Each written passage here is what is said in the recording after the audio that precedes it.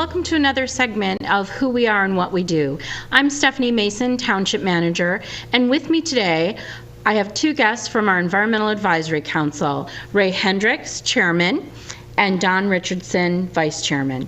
Welcome, gentlemen. Thank you for joining me today. Thank you for having us. Thank us for having us. Great. Ray, can you tell me about the Environmental Advisory Council and the role it plays as a volunteer board in the township?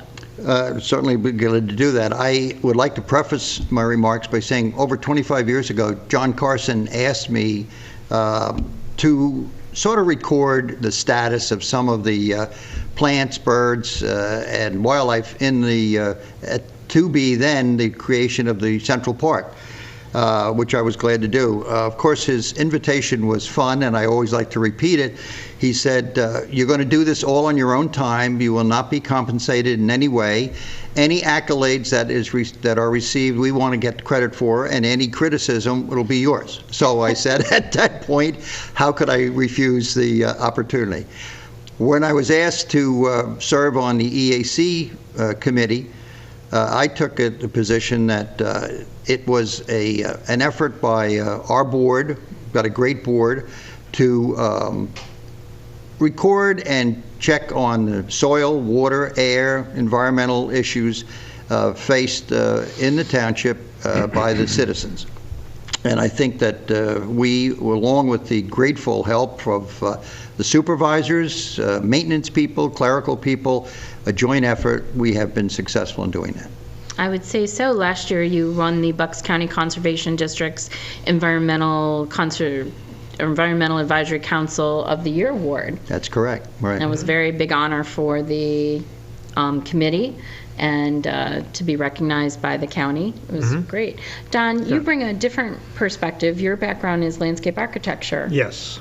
And can you tell us about how that helps on the Environmental Advisory Council? Well, part of the board's requirement is to advise the supervisors and the planning board and review plans. And so we can read the plans, and Ray, that's what we shovel back and forth to read the plans and see that the developer, whoever's coming in and with the development, to make sure that they're complying with the environmental regulation, or, that's going to be good for Doylestown Township. Excellent, excellent. Excellent. And that's going to be a credit to us, not a liability. That's our role. And advising only. And both you gentlemen bring a unique experience from your education. Both of you are graduates of Delaware Valley now University. That's correct. Can you explain how that our relationship with the university helps the Environmental Advisory Council as well? Well, I'd like to start. When I came to Doylestown many years ago, I was impressed by the university because of the amount of open space, the environmental courses that I enjoy, biology, botany, plant science, animal husbandry, and it was just a double enhancement of the soil, the water, the air, and having it right at our beck and call in the township. It was, to me, a great place to live, and that's why I wanted to live here, and I've been in the township for 51 years, and just now that I know what's at stake, I'm wanting to work real hard at keeping it viable. Excellent, excellent. And Don, your experience with the university? Well, my experience is never ending. I mean, came at 56, I graduated in 1956 from the school and went up to graduate school, and the fantastic foundation for me to go on to be a landscape architect. And I think we use the university to team up, like the rain garden over at the university. We teamed up with the committee here and funding and stuff like that, which you recently got us. And there's a lot of other projects. The trail going down along the Chamonix River Creek is part of the trail system, and I think we got an easement from the university to put the trail in. And I've been a trustee over there for the past 15, 20 years now. I'm now emeritus trustee. They kicked me out. They don't want my advice. They don't want my advice anymore. They want my money. Well, I'm sure your influence there has certainly been beneficial to us. Right. And Ray, one of the most recent things that we partnered with the university on was the open space. We obtained 10 acres of open space at Lower State in the Parkway. Yeah. And tell us what the EAC has planned for that at the moment. Well, that's an ongoing project that we have just started to send out inquiries to the residents of the township if they would be interested in participating in a community garden. And the site is, as you mentioned, land that the college owned, the university owned, excuse me, and it's a viable place that I think, as more and more citizens of the township move into townhouses and facilities that do not have ground available to them to have a garden, we would like to offer this area and plots, and to get people if they want to plant vegetables and flowers and enjoy an experience of getting out and working in the earth, we want to take advantage of it. So that's it. It's about 10 acres, isn't it, Ray? It's about 10 acres, and it's been cut off by the new 202 Correct. bypass, and it's on the other side, so the university graciously accepted, Yes. I'd like to make another note, Stephanie, if I may. In addition to the community garden, the placement of it,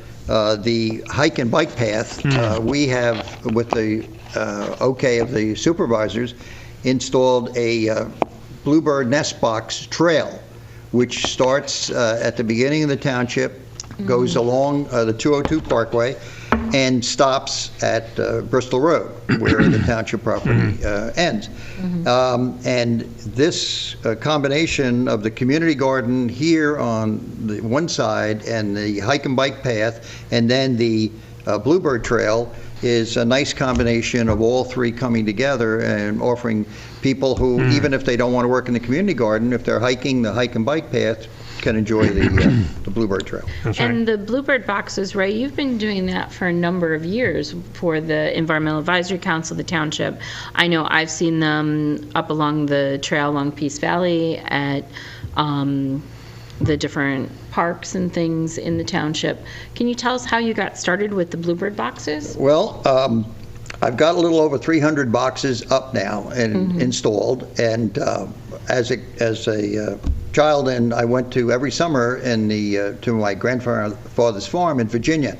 And in Virginia, we had a nice orchard, and in the orchard were bluebirds. And I was fascinated by them, and when I would come back home in the fall to go back to school in the city, no bluebirds, very few birds of any kind, in any description. And when I moved into Doylestown Township in 1964, built a house on Spring Valley Road, I set up my first bluebird boxes.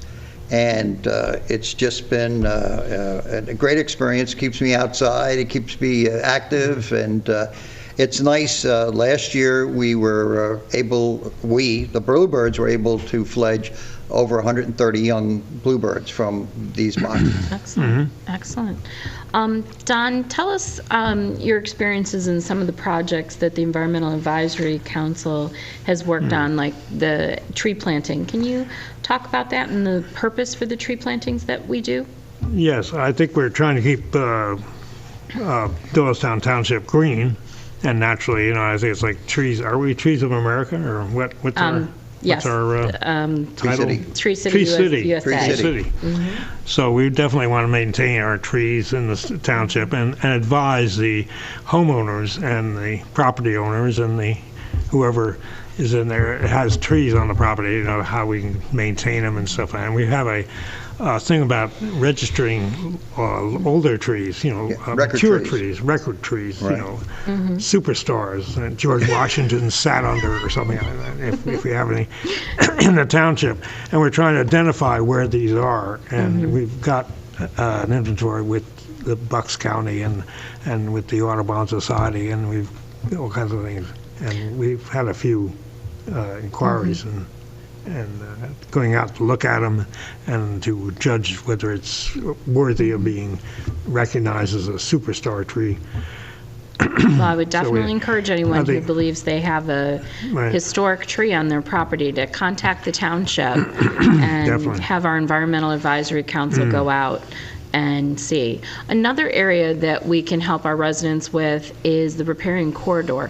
Ray, can you talk a little bit about that? I know Janine Mitchell from the committee is spearheading that. Okay, one of the things when you asked Don about the projects, and this is sort of a segue into the riparian buffer, is to try to maintain different habitats within the township of hardwood forests, of meadows, in particular right now, the meadow to encourage wildflowers and pollinators, the honeybees, which are in big trouble, monarch butterflies, and the like. In addition to that, we have a nice section of trail along the Chamonix Creek. So we've got the creek, we've got the hardwoods, we've got meadows, and in addition to that, a lot of this water from the creek drains into areas that are close to or including some homeowners' property. And we're trying to get the homeowners to understand these riparian buffers, if they could be planted in native plants and to maintain that way, reduce the amount of pesticides that are being used, chemicals, to try not to disturb all in the natural areas. It would benefit their property, it would benefit the township as a whole, and it would certainly enhance the bird and mammal population. True. And buffer the river, Right, protect correct. the river. Correct. Right, protecting the river. And if you have a tributary in your backyard, certainly interested in not mowing truly up to the Right. to the bank of the and Right. edge of the creek, but give us a call. We would be happy to have someone from the Environmental Advisory Council come out, meet with you, and give you some advice on proper planting of a riparian corridor. Ray, one of the things that you just mentioned was the monarch butterflies. Correct. Can you talk a little bit about the milkweed and the trail and how we're going to be working with our Park and Recreation Board? Well, I've always been amazed at how much the grass mowing project over the years in the township that required weekly mowing and large tracts of area. Certainly, the cost of it is expensive to the residents. It's a project that requires a lot of labor, and we came up with the idea that if we could set aside portions of this just grass, it would benefit extreme numbers of vertebrates and invertebrates at the same time. The monarch butterfly, as you may know, has been severely hit, where there were millions and millions and millions migrating down to Mexico. The area the last time was reduced to little over 2 acres of wintering population for an insect that was at one time dominated the United States. And it was, to me, astonishing that when we set aside this portion to remain a meadow, we just stopped. We didn't have to plant anything. We didn't have to spend a lot of money encouraging it. We just left it alone. The first year up, here comes ironweed and milkweed is the primary food of the monarch caterpillar. The Park and Rec Board wanted to join with our EAC committee and create a monarch way station, a place for monarchs as they migrate south can stop, feed up, lay eggs, and produce another generation of monarchs. And keeping my fingers crossed that that's what's going to be done. It's only going to be mowed once a year, and so it's not going to look seedy or what. And we want to encourage the residents, and I see them already. The new trail going through the meadow in the spring will be delightful. Delightful. It'll be excellent. Don, your experience as a landscape architect and a volunteer, tell us your experience as a volunteer and being a resident in the township, and how you find that to be beneficial. Well, I relocated I was in New York, our office was in New York, and then it moved down to Princeton, so I came over to Doylestown, and you became a resident of Doylestown about, 8 years ago. And I was on the planning board at Maplewood, New Jersey, for 20 years. And that was an experience. And so I came down, I started, I was on sabbatical. And then I thought, I really would like to volunteer for the township and, living here and saying I contribute to the success of the, to make sure the township, benefits from my experience. That's great. And I think we have, definitely. And certainly the Environmental Advisory Council is probably one of our more active volunteer boards. And, we appreciate the experience and expertise that volunteers like yourself and Ray bring to the community. Well, it's an enjoyable group. The other thing is I like to mention that we're not, grasses and wildlife and birds. We're into recycling too. Oh, correct. Yeah, sure. That's important to us, that recycling of the refuse and stuff like that. And any ideas, like light bulbs, any environmental, even climate change. We have a committee on climate change, looking into climate change and whether the township should be involved. So we reach out to all kinds of It's a very broad, exactly. Really, I think Another project, if I may, the native plant garden, the demonstration garden. Many of our members are very active in that. As a matter of fact, Jeannie Mitchell has a brigade. What's her troop called? What's She's the general, and it's an idea that she came up with to try to get the residents to realize that native plants have a place in your garden, in your home, and by demonstrating what they look like and how they prosper without, again, chemical fertilizers and pesticides and all the rest. And that project is an ongoing project also. And the volunteer, I think we try to run a short meeting, or on time, so you don't sit there for 3 hours and discuss things that you want to get home. And I think our board is not full, isn't it? Yes, it is. Yeah, it's full. You have 7 active members. It's very encouraging, the volunteers coming in and contributing what they do. I think we're a board that certainly we have more applicants to join the board than we have vacancies. Exactly. This is true. And the native plant demonstration garden that you were referring to, Ray, that's located in Central Park in our environmental education area near the bird blind. Correct. Great. That is correct. And Ray, one of the things you do in partnering with our Park and Recreation Committee and board and department is you lead and twice a year, actually, a spring and a fall bird walk. And I know personally, I've gone on that bird walk, and it's amazing. You do an excellent job. And can you tell us when your next bird walk is so that our viewers can participate as well? Well, I'm glad you brought that up because I didn't want to jump again with another project. One of the things to get our citizens, I think, concerned about the environment is to let them come out, taking a walk for birds, and it necessarily isn't just all birds. We cover all aspects of nature, turtles or snakes or insects, pollinators, butterflies, and the like. And when we led the first couple, I was fascinated by how large a group we had coming out and appreciating very nice, simple birds that live in the township. The next bird walk, I hold one in the spring. It's going to be April, the last Saturday in April. 2016. And 2016. And all are welcome. You do not have to be a quote-unquote professional bird watcher. Come along. We enjoy all the company, and we'll walk through these various habitats. We'll go to the wetlands, the pond near the demonstration garden.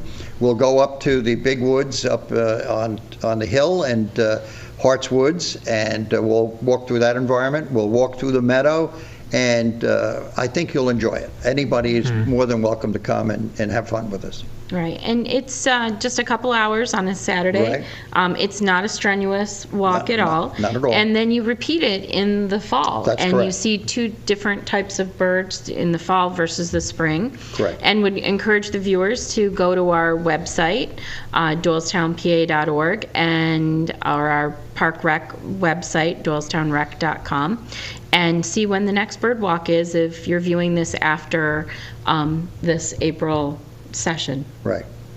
Gentlemen, thank you so much for being here today and letting our community know who we are and what we do, our Environmental Advisory Council. Thank you so for much. Thank you having very us. much. Thank you for having us.